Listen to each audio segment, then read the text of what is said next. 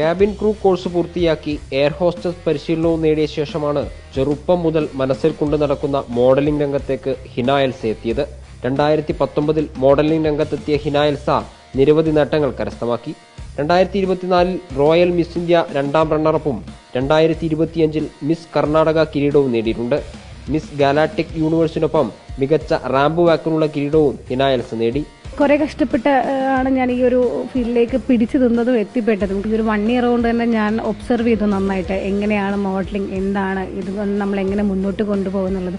Official മോഡലായ ടൈമിൽ തന്നെ എനിക്ക് ഒരുപാട് advertisement, short films, web series ഒക്കെ ഞാൻ ചെയ്തിട്ടുണ്ടായിരുന്നു. അപ്പോൾ സ്വന്തമായിട്ടൊരു മോഡലിംഗ് കമ്പനി ഒരു സ്വപ്നം തന്നെ ആയിരുന്നു. അപ്പോൾ ഇന്ന് എനിക്ക് ഒരു വയസ്സ് തൊട്ടിട്ട് 50+ ആയിട്ടുള്ള മോഡൽസ് വരുന്ന എൻ്റെ കമ്പനിയിലുണ്ട്. അപ്പോൾ എന്നെ പോലെ ആഗ്രഹിക്കുന്നവരെ മുന്നോട്ട് കൊണ്ടുപോകണമെന്ന് ഭയങ്കര ആഗ്രഹമുണ്ട്.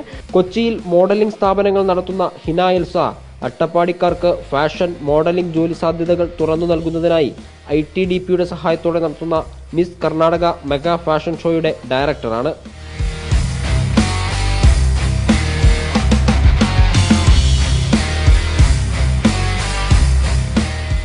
മിസ് യൂണിവേഴ്സ് കിരീടം മലപ്പുറത്ത് എത്തിക്കുകയെന്നതാണ് ഹിന എൽസയുടെ സ്വപ്നം.